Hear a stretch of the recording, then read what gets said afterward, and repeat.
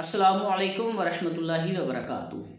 سوال یہ ہوتا ہے کہ اگر کسی نے کسی سے کچھ پیسے لینے ہیں تو آیا زکوٰۃ ادا کرتے وقت وہ ان پیسوں کو ان میں اکاؤنٹ کر کے زکوٰۃ ادا کرے گا یا پھر اس کا کیا حکم ہوگا؟ تو جواباً عرض ہے، ڈپازٹ میں رکھی ہوئی رقم یا قرض وغیرہ اگر کسی نے کسی سے لینا ہے تو اس کا حکم یہ ہے کہ اس پر آپ بہرحال زکوٰۃ دے سکتے ہیں۔ دوسری صورت یہ ہے کہ زکوٰۃ واجب کب ہوگی؟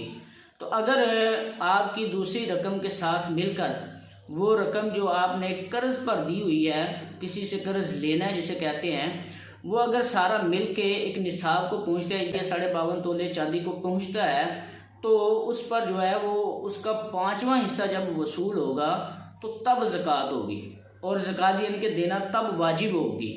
اس سے پہلے زکوٰۃ دینا واجب نہیں ہوگی، البتہ جب 5واں حصہ یا کل جو رقم ہے وہ وصول ہو جائے تو پھر اس پر زکوٰۃ دینا لازم ہوگی۔ واللہ اعلم ورسولہ اعلم۔